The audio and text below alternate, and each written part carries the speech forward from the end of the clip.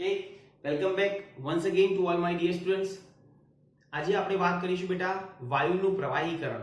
પણ એ પહેલા જે લાસ્ટ વિડિયોમાં આપણે ડિસ્કસ કર્યું કે પૂર્વધારણાઓ કઈ હતી, તો બે પૂર્વધારણાઓ આપણે જોઈ.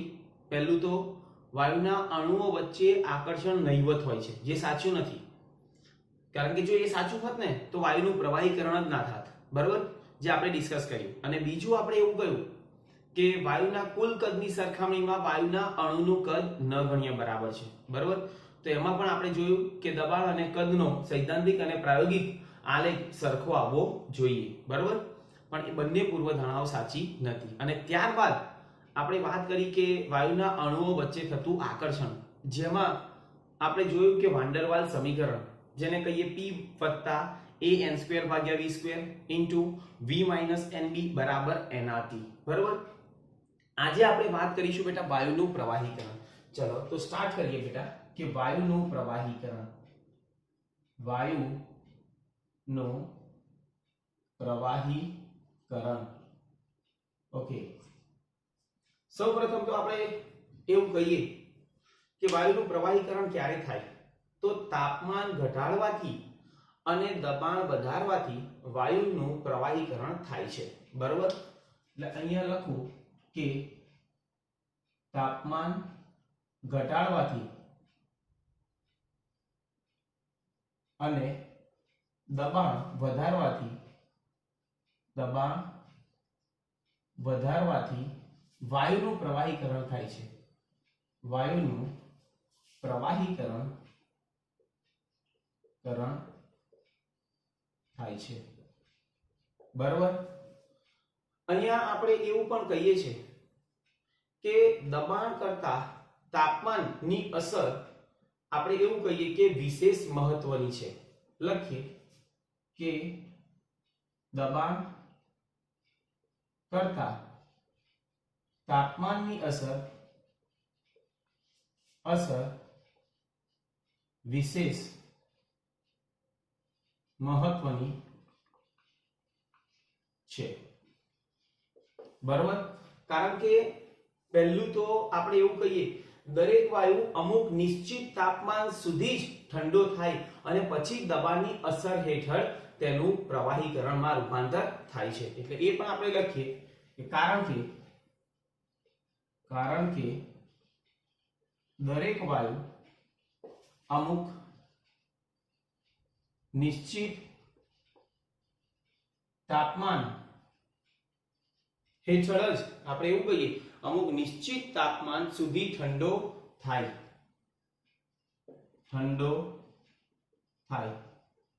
પછી તે દબાણની અસર હેઠળ તેનું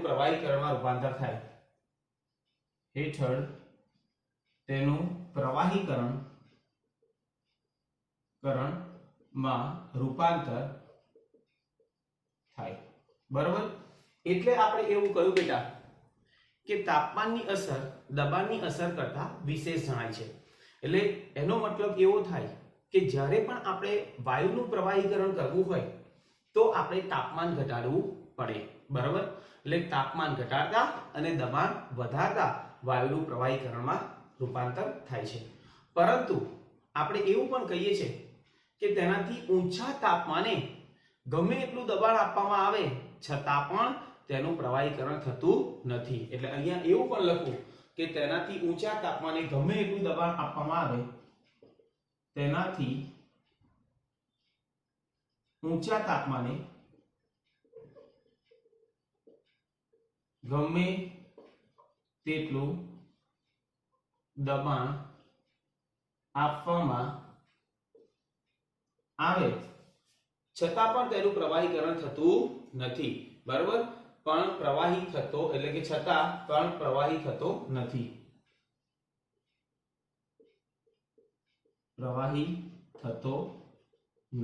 એટલે તાપમાન નીચા તાપમાને અને ઊંચા દબાણે વાયુનું પ્રવાહીકરણ થાય છે.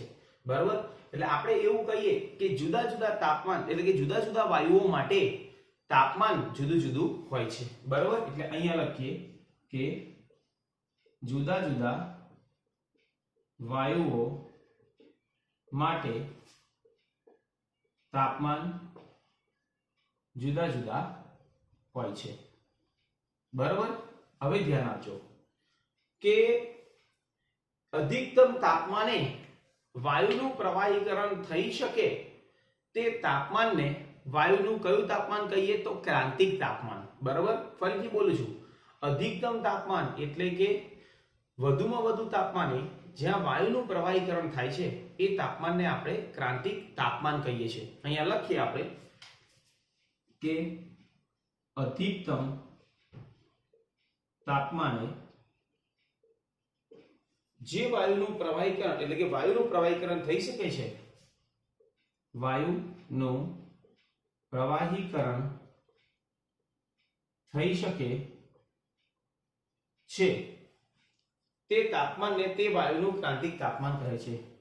તે તાપમાનને તે વાયુનું ક્રાંતિક તાપમાન, ક્રાંતિક તાપમાન જેને આપણે કહીએ ક્રિટિકલ ટેમ્પરેચર ટીસી કહે છે. ખ્યાલ આવી ગયો? બરાબર. ચલો, જ્યાં વાયુનું પ્રવાહીકરણ શક્ય બને. ઓકે. વાયુના ક્રાંતિક તાપમાનથી ઊંચા તાપમાને ગમે એટલું દબાણ આપવામાં આવે ને તો પણ વાયુનું પ્રવાહીકરણ શક્ય બનતું નથી. એટલે વાયુના ક્રાંતિક તાપમાનથી ઊંચા તાપમાને ગમે તેટલું દબાણ આપવામાં આવે, બરાબર, ગમે એટલું દબાણ આપવામાં આવે છતાં પણ વાયુનું પ્રવાહીકરણ શક્ય નથી. છતાં પણ વાયુનું પ્રવાહીકરણ શક્ય નથી. શક્ય ગમે એટલું બેટા તાપમાન આપીએ, બરાબર, વધારે તાપમાન હોય, ક્રાંતિક તાપમાન કરતા વધારે તાપમાન હોય તો વાયુનું પ્રવાહીકરણ શક્ય નથી. હું બોલું છું, સાંભળજો. પણ જો ક્રાંતિક તાપમાન કરતા નીચું તાપમાન હોય ને તો વાયુનું પ્રવાહીકરણ શક્ય બને છે. બરાબર. તો એ પોઈન્ટ પણ આપણને ખબર હોવી જોઈએ. એટલે આમ આપણે એવું કહીએ કે વાયુના ક્રાંતિક તાપમાન કરતા ઊંચા તાપમાને વાયુનું પ્રવાહીકરણ એટલે શક્ય નથી, પરંતુ ક્રાંતિક તાપમાન કરતા નીચા તાપમાને દબાણની અસર હેઠળ વાયુનું પ્રવાહીકરણ થાય છે. અહીંયા લખીએ કે ક્રાંતિક તાપમાન કરતા નીચા તાપમાને એવું કહીએ છીએ કે દબાણની અસર હેઠળ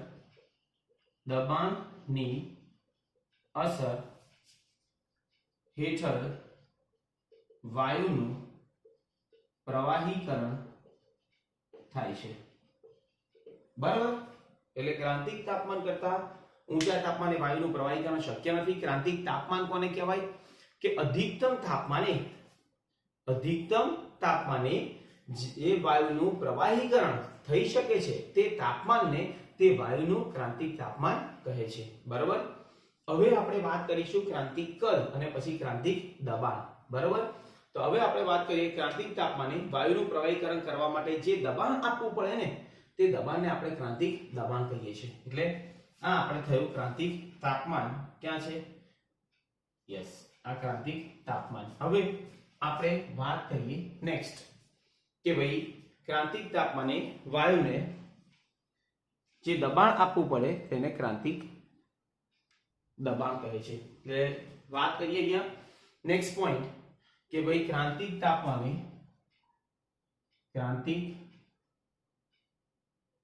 તાપમાને વાયુનું પ્રવાહીકરણ કરવા જે દબાણ આપવું પડે, વાયુનું પ્રવાહીકરણ કરવા જે દબાણ આપવું પડે, બરોબર, તે દબાણને તે વાયુનું ક્રાંતિક દબાણ કહે છે. તે દબાણને તે વાયુનું ક્રાંતિક દબાણ એટલે કે પીસી કહે છે. ખ્યાલ આવી ગયો? એટલે આને શું કહેવાય? ક્રાંતિક દબાણ. ખ્યાલ આવી ગયો? અને ક્રાંતિક તાપમાન અને ક્રાંતિક દબાણે 1 મોલ જે કદ રોકે તેને ક્રાંતિક કદ કહે છે. એટલે અહીંયા લખી દઈએ ક્રાંતિક તાપમાન અને ક્રાંતિક દબાણે જે ક્રાંતિક દબાણે 1 મોલ વાયુ જે કદ રોકે, 1 મોલ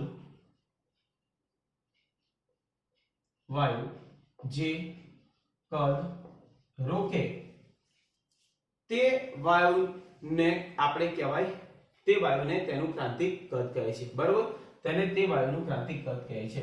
તેને તે વાયુનું ક્રાંતિક કદ કહે છે, જેને આપણે કહેવાય Vc. બરોબર? એટલે આ ત્રણેય વસ્તુ Tc, Pc અને Vc, એક થયું બેટા ક્રાંતિક તાપમાન, એક થયું ક્રાંતિક દબાણ અને એક થયું ક્રાંતિક કદ. બરોબર? ફરીથી એક વખત આપણે વાત કરીએ કે ક્રાંતિક તાપમાન, ક્રાંતિક દબાણ અને ક્રાંતિક કદ કોને કહેવાય. ક્રાંતિક તાપમાન એટલે અધિકતમ તાપમાને જે વાયુનું પ્રવાહીકરણ થઈ શકે તે તાપમાનને તે વાયુનું ક્રાંતિક તાપમાન કહે છે. ક્રાંતિક દબાણની આપણે વાત કરીએ તો ક્રાંતિક તાપમાને જે વાયુનું પ્રવાહીકરણ કરવા માટે જે દબાણની જરૂર પડે ને તે દબાણને તે વાયુનું ક્રાંતિક દબાણ કહે છે. અને ક્રાંતિક તાપમાન અને ક્રાંતિક કદ દબાણે 1 મોલ વાયુને જે કદ રોકે તે વાયુને તે એટલે કે તેને તે વાયુનું ક્રાંતિક કદ કહે છે. બરાબર? એટલે Tc, Pc અને Vc. બરાબર? આ ત્રણ વસ્તુ આપણને ખબર હોવી જોઈએ. ચાલો એક વખત જોઈ લો અને પછી આપણે આગળ જઈએ છીએ. હવે બીજું આપણે એવું પણ કહીએ કે દરેક વાયુના તેના Tc, Pc અને Vc ના મૂલ્ય નિશ્ચિત હોય છે. એ પણ આપણને ખબર હોવી જોઈએ. દરેક વાયુ માટે Tc, Pc અને Vc ના મૂલ્યો નિશ્ચિત હોય છે. કેવા હોય છે બેટા? નિશ્ચિત હોય છે. ક્લિયર? ઓકે. તે અન્ય વાયુ ના અચળાંક કરતા જુદા હોય છે. અને એવું કહીએ તે અન્ય વાયુ ના અચળાંક કરતા કેવા હોય છે? જુદા હોય છે. ક્લિયર? આ પોઈન્ટ આપણને ખબર હોવી જોઈએ. પછી હવે આપણે એક આલેખ દોરીશું અને આલેખની અંદર કોઈ પણ એક વાયુ લઈશું, જેમ કે કાર્બન ડાયોક્સાઇડ લઈએ કે હાઇડ્રોજન વાયુ લઈએ, અને ત્યારબાદ એની સમજૂતી આપણે મેળવીશું કે કેવી રીતે વાયુનું પ્રવાહીકરણ થાય છે અને ક્રાંતિક તાપમાન કેવી રીતે હોય છે, ક્રાંતિક કદ ક્યારે હોય છે અને ક્રાંતિક દબાણ ક્યારે હોય છે. બરાબર? પહેલા આ જોઈ લો, પછી આપણે એની વાત કરીએ. ઓકે?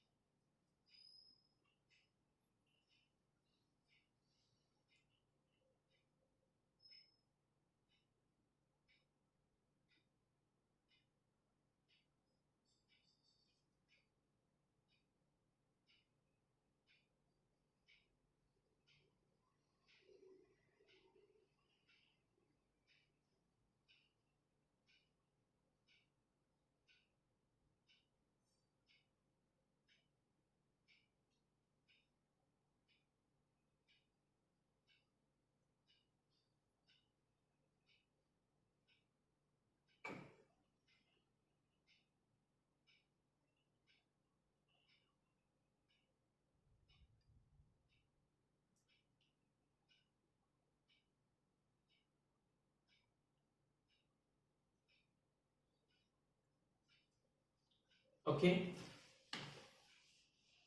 ચલો.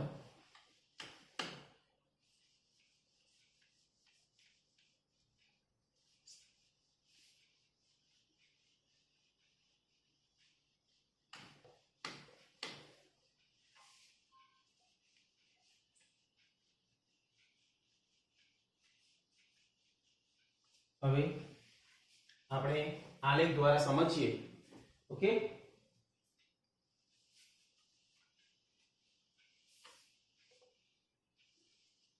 ધ્યાન આપજો. પહેલા તો આપણે એવું કહીએ કે સૌ પ્રથમ વાયુનું પ્રવાહીકરણ કરવા માટે એક થોમસ એન્ડ્રયુ નામનો વૈજ્ઞાનિકે કાર્બન ડાયોક્સાઇડ વાયુ માટે દબાણ, કદ અને બીજું આપણે કહીએ કે તાપમાન વચ્ચેનો સંબંધનો અભ્યાસ કર્યો. CO2 વાયુ માટે દબાણ, કદ અને તાપમાન, બરોબર, દબાણ, કદ અને તાપમાન ના સંબંધોનો અભ્યાસ કરી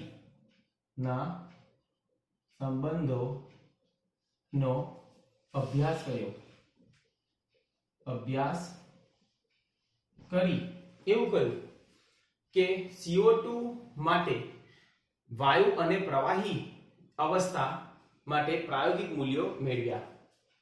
કાર્બન ડાયોક્સાઇડ વાયુ અને પ્રવાહી અવસ્થા ના વાયુ અને પ્રવાહી અવસ્થા માટેના પ્રાયોગિક મૂલ્ય મેળવ્યા.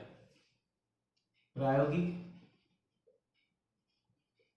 મૂલ્યો મેળવ્યા. બરોબર છે, ખ્યાલ આવ્યો? અને આ માટે તેણે નિયત તાપમાને એક મજબૂત કાચની કસનળી લીધી, જેમાં વાયુ ભર્યો, બરાબર, અને જુદા જુદા દબાણે તેણે શું કર્યું, તે વાયુનું કદ પર દબાણની અસર દર્શાવતો આલેખ દોર્યો. તો એ આપણે જોઈએ કે કેવી રીતે તેણે સંબંધ મેળવ્યા. તો પહેલા તો આલેખ આપણે જોઈશું અને આલેખ ઉપરથી જ આપણે આખી સમજૂતી તમારી જાતે લખવાની રહેશે.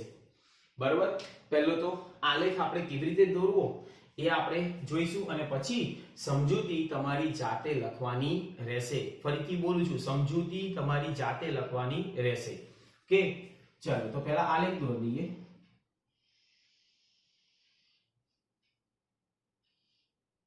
આલેખ જોઈ લેજો, દોરતા આવડવું જોઈએ. બરાબર, કોના વર્સેસ? તો અહીંયા છે દબાણ, જેને આપણે કહીએ P, અને અહીંયા છે કદ, જેને આપણે કહીએ V. બરાબર, ઓકે. આલેખ આ રીતે.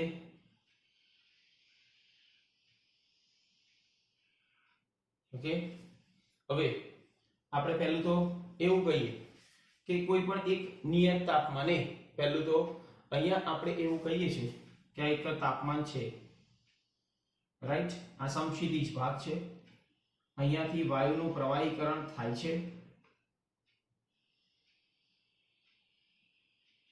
ઓકે, અને અહીંયા આ વાયુઓ આપણે લઈએ છીએ, રાઈટ. એવી રીતે તાપમાન વધારીએ છીએ. તો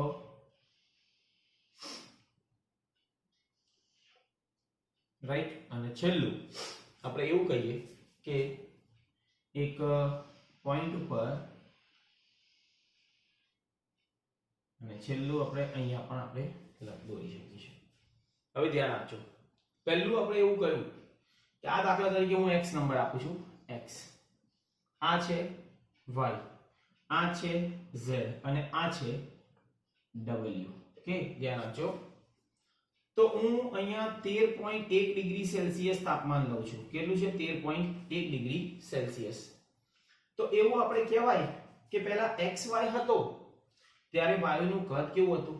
વધારે. હવે જેમ જેમ હું દબાણ વધારું છું તેમ તેમ વાયુનું કદ શું થાય છે? ઘટે છે. તમે જો પહેલા કદ અહીંયા હતું, વાયુ હતો, હવે કદ ઘટ્યું. આ એક સમક્ષિતિજ ભાગ છે જ્યાં વાયુનું શું થાય છે? પ્રવાહીકરણ થાય છે.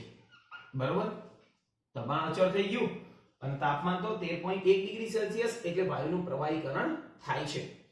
અને અહીંયા ZW થી શું થાય છે? વાયુનું પ્રવાહીકરણ થઈ જાય છે. ખ્યાલ આવી ગયો? એટલે આ ભાગમાં આપણે કહેવાય એ વાયુ અવસ્થા હતી, આ વાયુ અને પ્રવાહી અવસ્થા છે, અને આ થયું પ્રવાહી. ખ્યાલ આવી ગયો? આ વાયુ ને પ્રવાહીની સમક્ષિતિજ ભાગ અને આ પ્રવાહી. બરાબર, એ જ રીતે હવે હું સેકન્ડ પોઈન્ટ આપણે એવું કહીએ કે હું તાપમાન વધારું છું બેટા. ચલો, તો અહીંયા જે આવશે તાપમાન વધારું, એટલે દાખલા તરીકે હું એનું તાપમાન કરું છું 21.5 ડિગ્રી સેલ્સિયસ, બરાબર, 21.5 ડિગ્રી. તો અહીંયા આપણે નંબર આપીએ a, આ b, આ c અને અહીંયા d.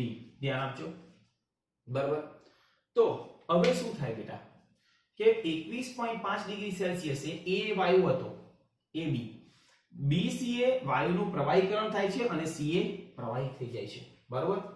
એટલે જેમ જેમ દબાણ વધારવામાં આવે, તાપમાન વધ્યું તો વાયુનું પ્રવાહીકરણ શક્ય બન્યું. પણ હજી તાપમાન હું વધારું છું આ પોઈન્ટ ઉપર, કોઈ એક પોઈન્ટ જેને કહીએ 30.98 ડિગ્રી સેલ્સિયસ, બરાબર.